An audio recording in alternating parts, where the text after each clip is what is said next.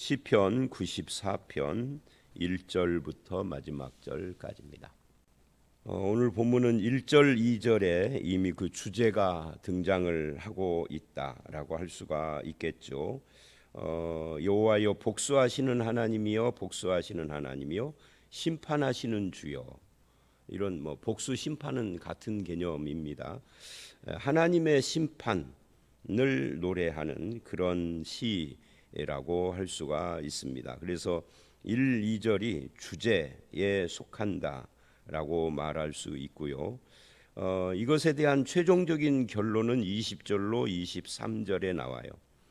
악한 재판장하고 하나님 복수하시고 심판하시는 하나님을 대비시키면서 여호와는 나의 요새요 나의 하나님은 내가 피할 반석이시라 이렇게 결론을 내리면서 하나님께서 그들을 끊으실 것이다 라고 23절에 두 번을 반복하고 그들에게 되돌리실 것이다 말을 하는데, 이 되돌리고 끊고 하는 이것은 다 복수 심판 이런 것과 관계가 된다라고 할 수 있죠.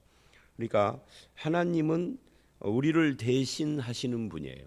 그러니까 이 복수하시는 하나님, 심판하시는 하나님을 언급하는 이유는 지금 내가 굉장히 어려운 곤란을 사람들로부터 당하고 있다라는 고백이기도 하지만 하나님이 그걸 모르시는 건 아니라서 하나님께 정보를 드리는 건 아니고, 이제 그런 자기 상황 속에서 그 복수와 심판을 하나님께 맡기는 시인의 마음이 여기에 담겨져 있다라는 것을 알 수가 있습니다. 그래서 누구를 복수하거나 심판하는 것은 우리가 할 일이 아니죠. 하나님을 믿는 사람들은 그런 일을 하는 것이 아니라 그것을 하나님께 맡기는 겁니다. 하나님께 맡기고 하나님은 나의 요새요 나의 피난처요 반석이시다라고 고백을 하는 것이 이 신자들의 삶의 태도인 것을 지금 이 본문은 우리에게 보여주고 있습니다. 이것이 이제 오늘 본문의 전체적인 내용의 핵심이라고 말할 수가 있고요. 그 다음에 두 번째 문단인 3절로 7절, 이 3절로 7절을 보면 그런데 그런 하나님 앞에서 악인들의 행태를 고발을 해요. 여호와여 악인이 언제까지 악인이 언제까지, 두 번을 반복하는 것은 강조하는 거겠죠. 개가를 부르리이까. 승리의 노래. 저들이 승리하는 것처럼 보이는데 언제까지냐라고 하나님께 질문을 하는 거예요. 이 악인들의, 성경에 나오는 악인들의 특징, 성경뿐만 아니라 세상에서도 모든 악인들의 특징 중에 하나는 교만입니다. 저들이 승리하는 것 같으니까 교만한 거죠. 악인이 교만한 건 두 가지예요. 내가 승리, 즉 잘 되는 것 같고, 두 번째 나를 심판할 신은 없는 것처럼 보이고, 하나님을 부정하고 내가 모든 일에 있어서 내 마음대로 승리하는 그런 삶이 그를 교만하게 만드는데, 그 교만의 특징은 4절 마구짓거리며 오만하게 떠들며 죄악을 행하는 자들이다 이렇게 말을 합니다. 교만한 자, 하나님을 부정하는 자, 모든 일이 하나님을 부정해도 잘 되고 있는 자들은 일단 말이 달라지는 거죠. 말에 교만기가 들어가는 거. 그래서 함부로 말을 한다 이렇게 지금 말을 합니다. 거만해지는 거죠. 모든 사람을 아래로 보고 말을 함부로 하는 사람이 바로 교만한 자다라는 것을 알 수 있는데, 그들은 사람을 향해서만 마구짓거리고 오만하게 짓거리는 것이 아니라 하나님을 향해서도 그런 태도를 보여서 그들이 말하기를 7절 여호와가 보지 못하며 야곱의 하나님이 알아차리지 못하리라 한다. 이 말은 하나님의 존재를 인정하는데 보지 못하고 알아차리지 못한다가 아니라 이 표현 자체가 하나님의 존재를 부정하는 거죠. 하나님이 계신다면 모를 리가 없는 거죠. 근데 하나님, 너희들이 말하는 하나님 정말 있어? 있으면 증명해봐 라고 하는 그런 태도를 가진다 하는 거예요. 이 악인은 도덕적으로 흉악한 범죄자만 말하는 건 아닙니다. 아주 세련된, 이 악인은 아주 세련된 정치인일 수도 있고 과학자일 수도 있고 사회운동가일 수도 있고 심지어는 교회 목사일 수도 있어요.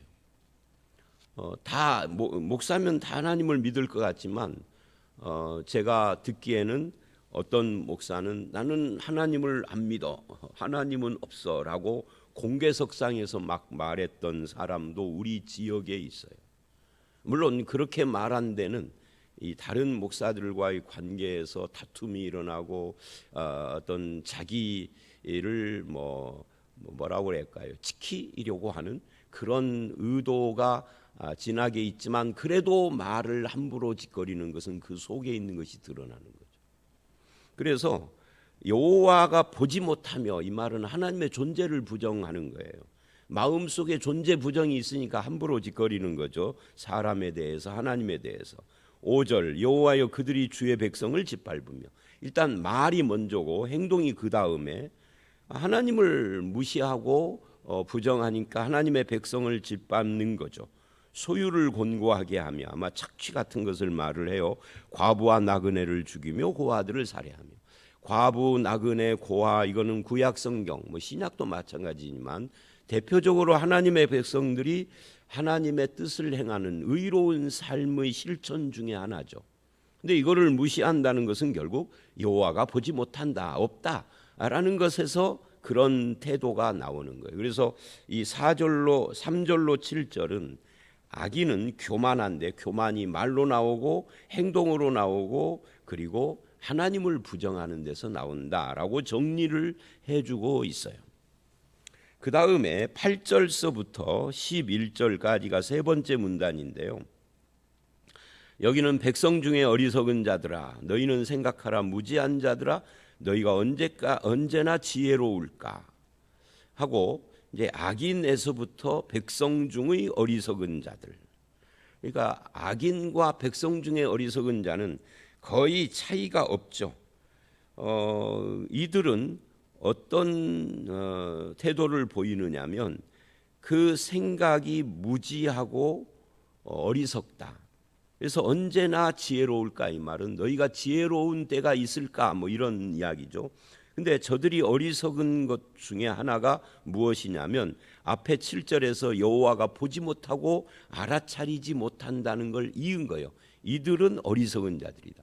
그러니까 교만한 자는 아까 말했죠. 자기가 잘 되고 하나님의 존재를 부정해서 교만해서 그것이 말로 나오고 행동으로 나온다고 그랬는데, 자기가 잘 되니까 하나님께 교만한 거잖아요. 하나님의 존재를 부정하니까 교만한 건데 그거를 어리석은 자라 그런 거예요. 너희는 생각하라. 무지한 자들아, 언제나 지혜로울까? 그러니까 그 어리석음의 이유를 지금 말하는 겁니다. 귀를 지으신 이가 듣지 아니하시랴, 눈을 만드신 이가 보지. 이 창조의 하나님 이야기하는 겁니다. 성경을 보면은요, 우리는 창조에 대해서 잘 생각도 않고 언급도 안 하는데, 하나님을 이야기할 때는 거의 창조로부터 출발을 하거나, 구약은 출애굽의 구원으로부터 출발하거나 둘 중에 하나예요. 둘 다를 언급하기도 하고요. 그러니까 창조의 하나님, 구원의 하나님. 여기서는 구원을 말할 필요가 없는 것이 저들의 교만을 다루기 때문에, 네가 지금 듣고 말하는 귀와 입과 눈을 지으신 분이 누구냐는 거예요. 그 하나님이에요. 하나님이 귀를 지으셨으면 하나님이 못 들을 리가 없고, 하나님이 눈을 지으셨으면 보지 못할 리가 없는데, 너희는 여호와가 보지 못하고 알지 못한다라고 교만한 말을 하니 어리석은 자다, 무지한 자다, 이렇게 말을 하는 거죠. 그래서 이 세 번째 문단은 두 번째 문단과 연결된 개념입니다.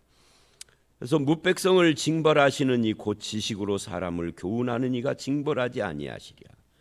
하나님은 그런 사람들을 징벌하시는 분이다. 근데 언제 징벌을 할지를 모르는 거죠. 언제 징벌하고 심판하고 복수하시는지를 우리가 모르기 때문에 우리가 하나님을 못 바라보고 자꾸만 그들의 교만한 말과 삶을 보면서 부러워하기도 하고 눌리기도 하고 그리고 흔들리기도 하는 것이 어리석은 우리들의 모습인데, 이 시는 우리에게 하나님은 반드시 징벌하시고 복수하고 심판하신다.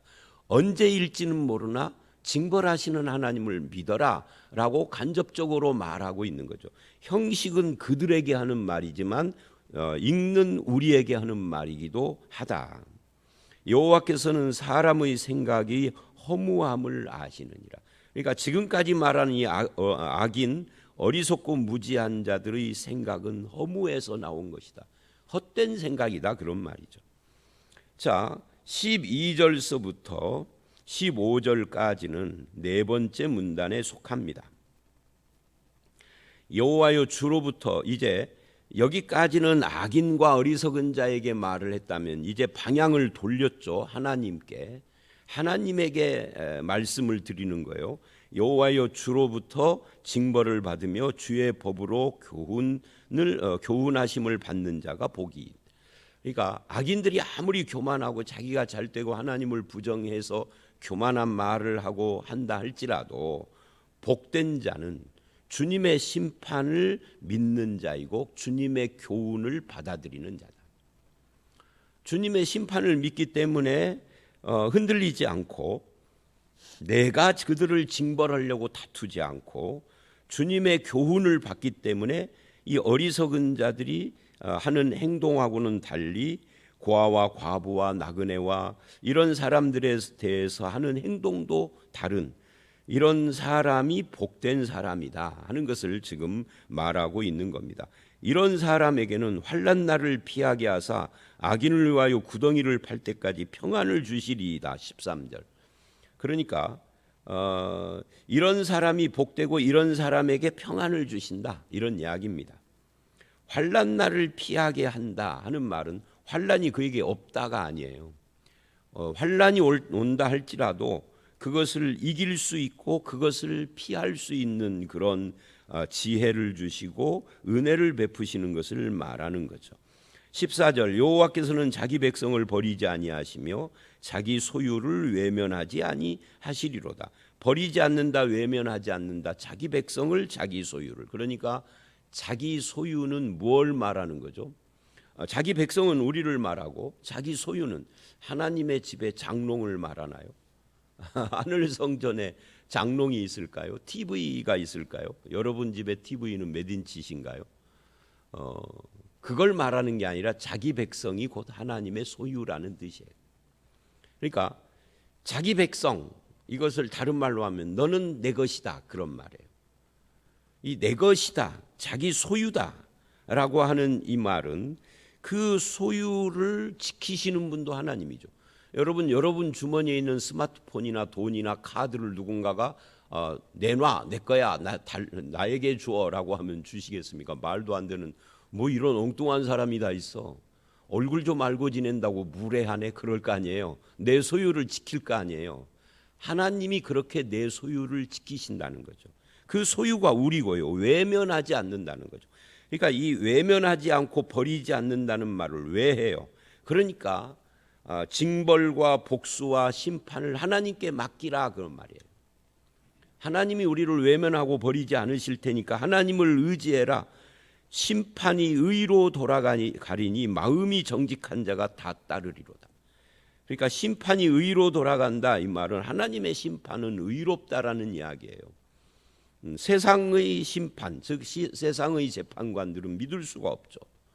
돈 있는 변호사를 사서 변호를 하면은 불의가 의가 되고 의가 불의로 뒤집혀져 버리는 것이 세상의 심판이고, 또 돈 있는 변호사를 안 사더라도 권력자, 참 이상한 것이 말이죠.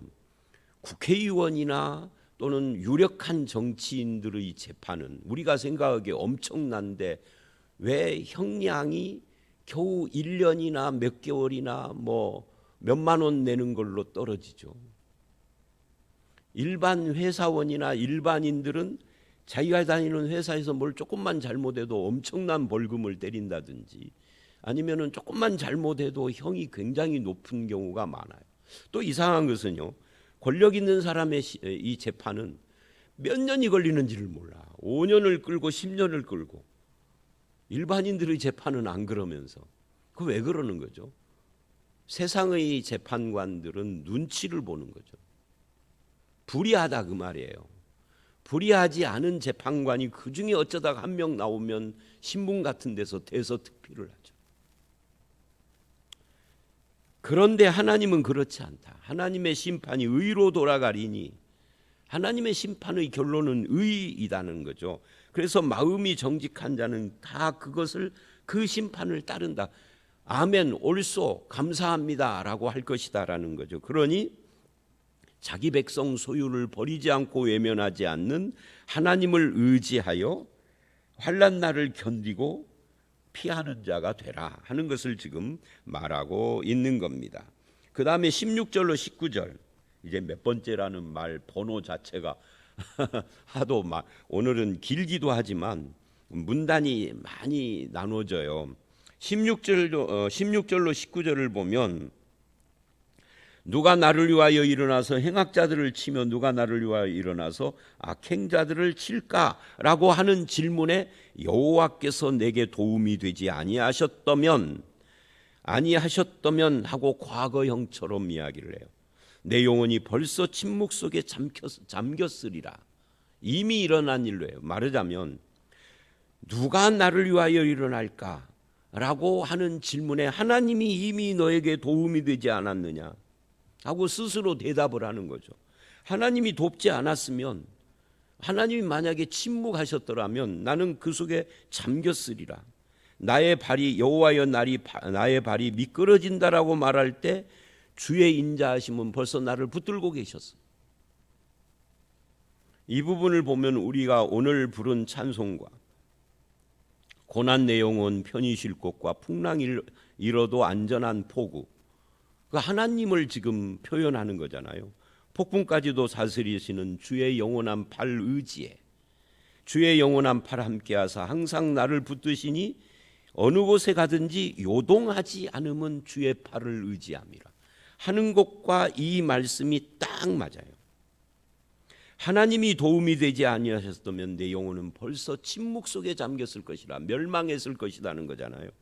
내 발이 미끄러진다라고 할 때 주님은 나를 벌써 붙들고 계셨다. 내 속에 근심이 많을 때 주의 위안이 내 영혼을 즐겁게 하신다. 답이 뭐예요? 해답이 하나님이시다 하는 거죠. 하나님이 나를 붙들고 하나님이 나를 위안하시고 하나님이 나를 위하여서 일어나시는 분이다 하는 것을 16절로 19절은 노래를 해요. 그래서 20절로 23절에 제가 서론에 말했던 그런 결론이 가능한 거죠. 그래서 오늘의 주제가 뭐예요? 복수하시고 심판하시는 하나님.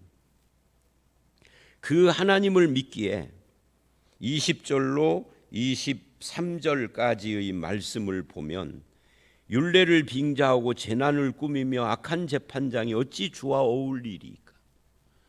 세상의 재판장은 악한 재판장이에요. 율례를 빙자해요. 봐라, 하나님의 율법에 이런 것이 있지 않느냐. 근데 법이라는 것은요, 해석자가 갖다 붙이기에 나름인 거죠. 이혈령 비혈령이라는 거죠. 코에 걸면 코고, 귀에 걸면 귀고, 그렇게 되는 거죠.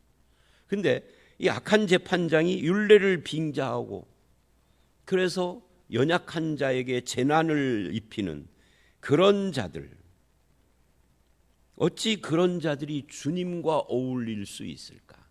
하나님이 세우셨다고 하는데 하나님과 어울리지 않는 자들. 이 당시에는 이 재판장이 따로 있는 게 아니에요. 구약시대, 고대 세계에는 재판장과 왕이 겸직입니다. 그것보다 더 위로 올라가는 진짜 초고대 세계에는 제사장도 겸했어요. 그게 이제 창세기에 나오는 바로 그 멜기세덱이죠. 멜기세덱은 예루살렘 왕이면서 재판장, 하나님의 제사장이라고 창세기 14장이 설명하잖아요. 그거 이제 아주 오래전, BC 2400년 500년 되니까 우리나라 당군 시대잖아요. 그때는 왕과 제사장이 겸했어요. 근데 그로부터 한참 세월이 흘러 다윗이나 모세나 이런 시대에는 제사장은 따로 분리가 됐지만 왕과 재판장은 겸직이었어요. 그러다가 이제 한참 세월이 흘러 근대가 되고 하면서 삼권분립이라는 개념이 등장을 한 거죠. 그러니까 여기서 악한 재판장은 왕일 수도 있어요. 그러니까 율례를 빙자하고 재난을 꾸미는 자는 하나님이 그를 세웠다고 하지만 하나님과 어울리는 자가 아니다. 그래서 사람은 세상의 재판장을 의지할 수 없어 복수하시는 하나님, 심판하시는 하나님을 붙들 수밖에 없는 거죠. 그들이 모여 의인의 영혼을 치리하며 무죄한 자를 정죄하여 피를 흘리려 하나 여호와는 나의 요새시요 사람들이 아무리 나를 해롭게 하고 해치려고 하지만 하나님이 요새요 하나님이 피할 반석이시라. 그들의 죄악을 되돌리시며 그들을 끊으시리니 여호와 하나님이 그들을 끊으실 것이다. 그러니까 1절 2절과 23절이 맞닿아 있죠. 복수하시고 심판하시는 하나님이 그들을 처리하실 것이고, 그러니 나는 그들의 교만함과 그들의 행동에 대해서 마음 상하여 흔들리고 요동할 필요도 없이 오늘 부른 찬송가처럼 어느 곳을 가도 요동하지 않으면 주의 팔이 나를 붙드시기 때문이다 라고 하는 이런 말씀과 찬양을 돌리며 하나님을 나의 요새요 피할 반석으로 삼는 자가 이게 누구라는 거예요? 하나님의 백성들의 삶의 모습이라는 거죠. 그때 하나님은 자기 백성, 자기 소유된 우리를 버리고 외면하지 않으시는 분이시며 그분의 판단은 의롭다라는 것을 의지해야 한다는 거예요. 하나님을 믿다가 황되는 거 아니야? 뭐 이런 생각을 하는 사람이 혹시 있을 수 있죠. 그러나 하나님은 절대 그렇게 하지 않습니다. 하나님은 그 판단이 의롭기 때문에 그렇다라고 하는 겁니다. 그래도 이 세상에서 하나님을 믿다가 아무런 보상 못 받는 사람들도 많던데, 그래서 계시록을 보면 신원해 달라고 하나님의 보좌 앞에서 기도하는 영혼들이 나와요. 그래서 성경은 최종적인 심판까지를 이야기하는 겁니다. 이 세상으로 모든 것이 끝나지 않는 거예요. 하나님의 심판이 없고 지옥이 없고 천국이 없다면 신앙은 공허한 것이에요. 그것이 있기에 우리의 신앙이 흔들리지 않을 수 있는 거죠. 맨날이 아니라 가끔 말하는 우리 옆집 여호와의 증인은 하나님의 이 심판 그리고 지옥을 부정하잖아요. 듣기에는 좋아요. 사랑이시기 때문에. 근데 사랑은 심판이 없으면 공허한 것입니다. 자, 오늘 말씀, 그래서 오늘 말씀의 결론은 찬송가 406장입니다. 주의 영원하신 팔 함께 하사 항상 나를 붙드시니 어느 곳에 가든지 요동하지 않으면 주의 팔을 의지함이라. 이 하나님의 말씀을 붙잡고 나를 붙드시며 심판하시는 하나님을 요새요 피할 반석으로 삼고 살아가시며 내가 그의 소유된 자라 하나님은 외면하지 않으실 것입니다 라고 고백하며 어리석고 교만한 자들을 때문에 흔들리지 않는 그런 저와 여러분의 삶이 되시기를 주의 이름으로 축원합니다. 함께 기도하겠습니다. 하나님 아버지, 그렇습니다. 복수하고 심판하시며 악한 자들을 끊으시는 하나님을 믿기에 저들의 교만한 말 때문에 마음 상하지 않고 저들의 어리석은 행동 때문에 요동하지 않는 주님의 백성으로 살 수 있음을 감사를 드립니다. 자기 백성을 버리지 않고 자기 소유를 외면하지 않으며 하나님의 심판과 판단은 의로 돌아가게 되는 그런 하나님을 믿고 하나님의 도우심을 붙들며 살아가는 저희들이 되게 해 주시옵소서. 주의 영원하신 팔이 항상 나를 붙드니 어느 곳을 가든지 요동하지 않는 그런 성도로 살아가는 우리 모두가 되기를 간절히 소원하오며 오늘 또 병상에서 신음하고 간절히 도움을 바라는 그런 성도들이 있습니다. 또 고등학교를 다니는 어린 자녀가 투병을 하고 있어서 기도가 필요한 집도 있습니다. 그들을 위해 함께 하셔서 주의 영원한 팔로 붙들어 주시고 요동하지 않게 하시며 저들을 외면치 않고 버리지 않고 돌보아 주셔서 일어날 수 있도록 역사하여 주시옵소서. 예수님 이름으로 기도드렸사옵나이다. 아멘.